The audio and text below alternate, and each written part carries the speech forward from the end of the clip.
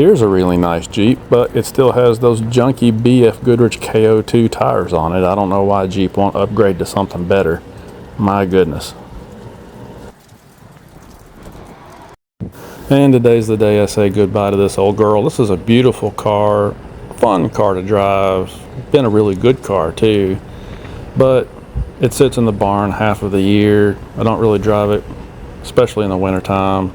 I put 4,000 miles on it the entire year, and I would just get more enjoyment and use out of a Jeep. So here she is, last shots you'll see of her.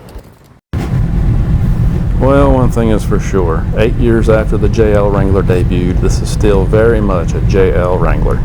Fuel economy is absolutely terrible and nowhere near the EPA rating. Handles like a bass boat out on the water on a windy day, just all over the lane. Rides like a tobacco wagon. Can't see anything out of these piss poor mirrors that Jeep insists on continuing to use on these things. I mean, it's definitely a Jeep, through and through. No improvements whatsoever since I had the 2018 model, which was the very first JL in my area. But I love the mojito color, it's fun, it pops, and this one being a Rubicon will be a whole lot more fun. Yeah, so it's been a while since I've been behind the wheel of a Jeep, but I decided to get back into it. So basically when the JL Wrangler came out back in, well, really we started seeing them at the very end of 2017, but it was early 2018 before they really ramped up production. So I got one that spring of 18, one of the first ones around this area. I didn't get that JL because I wanted to do a YouTube channel. I already had this YouTube channel. It's just that I like Jeeps and I wanted to try out the new JL. And when I got that Jeep, man, it really boosted the channel. People really wanted to see it. They were interested in this new Wrangler because we hadn't seen a new one in a long time. So that was pretty cool. And then the Gladiator came out, which at the time seemed like the perfect vehicle to me because I'm a Jeep guy, but I'm also a truck guy. I need a pickup truck. And so the Gladiator obviously is both. I thought that's perfect. So I went and got a Gladiator. We did a lot of videos with that, particularly towing videos. Had a lot of fun with those. Had a gas V6 Gladiator and a diesel Gladiator. And the diesel one was particularly interesting. So again, we just had a lot of fun with those and did some great videos with them.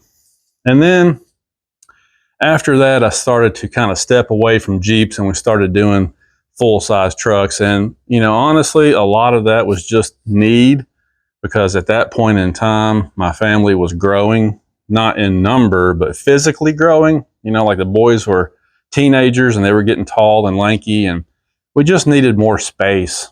You know, we needed bigger vehicles with more space so we could go on trips and camping and stuff and didn't have to shoehorn the kids in there anymore. So the Jeeps kind of went away and the full-size trucks came in on this channel for a while. And I had a lot of fun with those too. We did some cool videos with the Ram 1500 Gen 3 Eco Diesel, for example, and the 5.7 Hemi and the Laramie, and the Power Stroke Diesel, of course, first heavy-duty diesel truck I've ever had.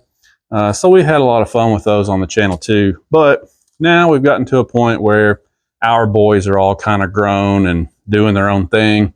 And for the most part, it's just she and I now. So I decided, you know what, I want to start having fun again, go out in the woods, camp, do a little four-wheeling, that kind of thing. And she's getting into this hobby called rock hounding, where you basically go out in the wilderness and you look for precious stones and cool geological features and things. She likes to turn them into jewelry. And so it's a pretty neat thing for her. So anyway, I just decided, you know what, it's time to get back into the hobby and have some fun with Jeeps again. And so I started looking around at used ones. And what I was finding is that the used ones are pretty expensive. These things hold value really well. And the new ones have such amazing deals on them right now that it's hard to pass up. I didn't really set out initially to get a new one, but like I said, it's hard to pass up.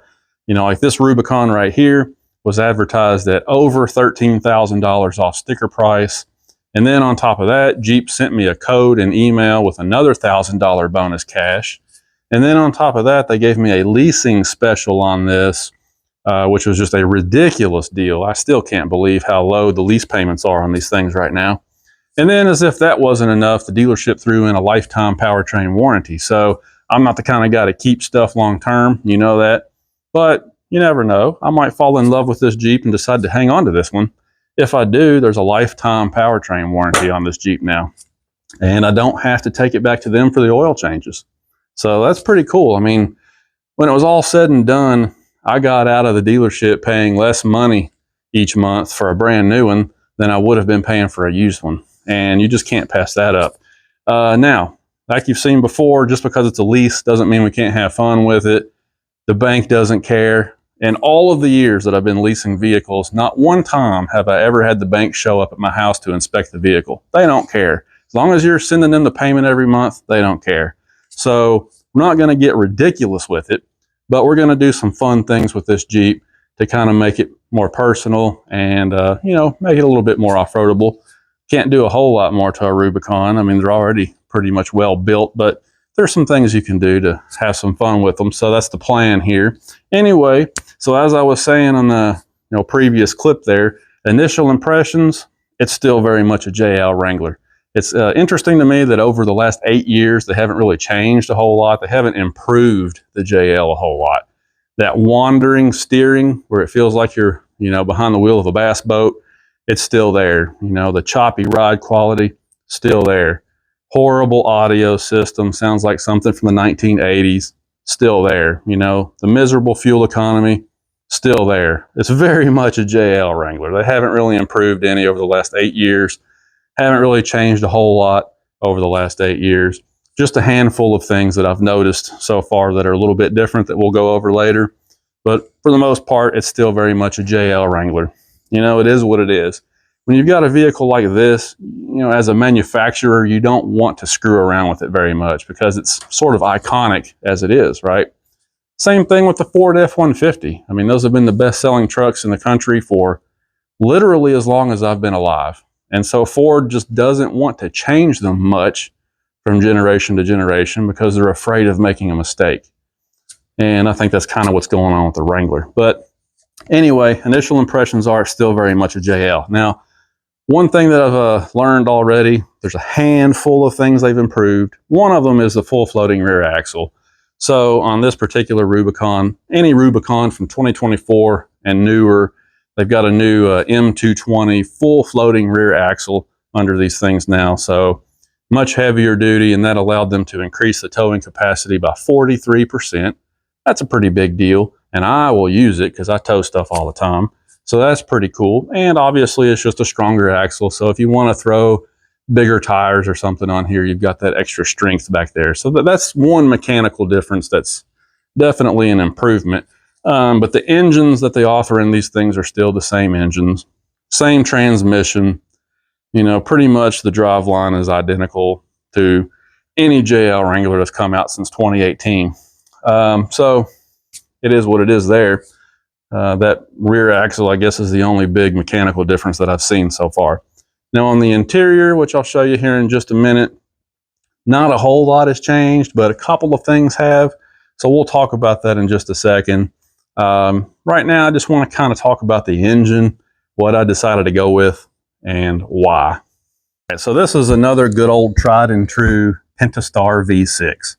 Now, obviously, you've got the 2-liter turbo engine that you can get in these, and they had several of those on the lot also. The EcoDiesel's gone, so you can't get that anymore. And I really considered getting the 2-liter Turbo 4, mainly because I haven't had one before and I like to try new things. Also, there was one time that one of my Jeeps was in the shop for warranty work and they gave me a loaner Wrangler. And the loaner Wrangler they gave me had the 2-liter turbo engine in it. And I was actually kind of impressed. And I shot a video about that, about how my opinion on that engine over the years had been wrong. I changed my mind on it.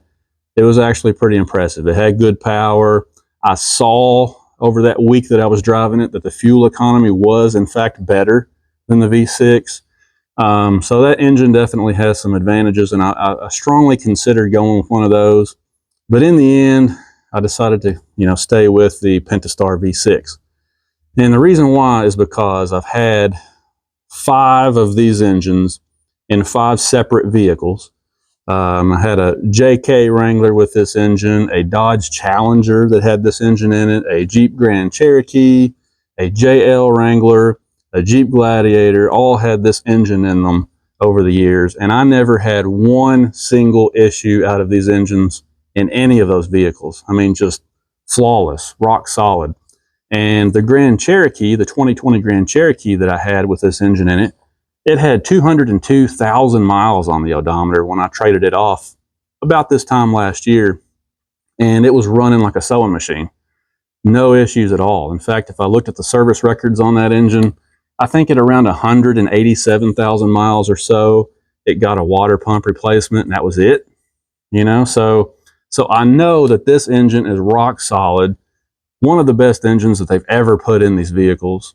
And even though it's not necessarily a powerhouse, it's just a good engine. You know, it's not the most fuel efficient thing in the world. It doesn't make really good torque, you know, nothing to write home about there. But there's something to be said for an engine that you can just drive. You don't have to worry about it. It's never going to give you a problem. At least that's been my experience with these things. Now, some people say that they've had issues with them. I feel like that's probably because they keep putting that 0W20 junk oil in them, which I will not do, never have done, won't do on this one either. Maybe that's why I don't have issues. But anyway, my experience with this engine has been fantastic, and I really like them. They're smooth, reliable, and there's just not a whole lot to worry about here. So in the end, I decided to go that way just because it's what I know. Now, as we look at the inside here, like I was saying, most of this is pretty much the same as 2018. One of the things that I noticed is that this grab handle over here, it used to have like little screws, and you could take those out and use the threaded boss that was in there to put like a phone mount or accessory mount there. It made for a great place to mount accessories. Well, that's gone now. That's kind of a bummer. But up here, you can remove these rubber pads, and there's threaded inserts in there. And so I've noticed that now you can just mount your accessories up here if you want to. So that's probably what I'll do there. And of course, the infotainment screen is different now. You can see how they've laid it out horizontally now, a little bit bigger. It's the next generation of the Uconnect system. You know, so you guys have already seen that. That's different. But other than that, everything in here looks pretty much identical. Over the last 8 years, they really haven't changed anything. The switch gear is all the same, buttons, controls, all the same. The exact same dash, same console layout, everything pretty much the same. One thing that has changed though is that finally on these Wranglers you can get power seats. That's something that the Wrangler has never had before until these last couple of years, and finally you can get power seats. Power lumbar and everything, and that comes with the package where you get the nice Napa leather. Not only is the seat the Napa leather, but you know, this gets covered in leather down here, leather. You know, they put leather on a lot of things. Even the door panel insert's a nicer door panel insert, so that particular package upgrades a lot of the materials in here. But I think the biggest deal of all with that package is just the fact that you finally have power seats at this price point. So moving around to the back, I really appreciate the fact that the Rubicon comes with the towing package. You got the 4-pin and the 7-pin already installed, which is fantastic because like I said, I'm a guy that's going to use that a lot. One curiosity about this though is, like I was telling you, they've got the full floating rear axle under here now. And when they did that, they increased the towing capacity 43%. So now you've got a 5,000 pound listed towing capacity, but the materials say that this hitch is a class 2 hitch. If that's the case, then the hitch is going to handicap the towing capacity. So I'm going to have to contact Jeep customer service and ask them about that. Unless you've got at least a class 3 hitch back here, you're never going to be able to tow 5,000 pounds. So I don't know, got to find out more about that.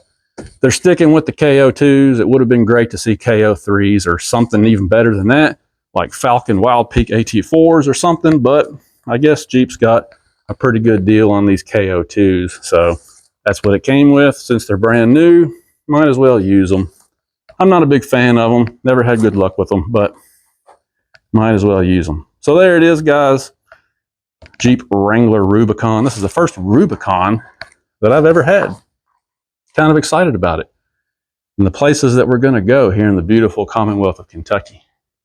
Going to be a lot of fun. So there's an early look. Going to be doing a whole lot more with this Jeep in the coming days, weeks, months. But I just wanted to give you an early quick look at it. I like that mojito color. It pops. It's fun.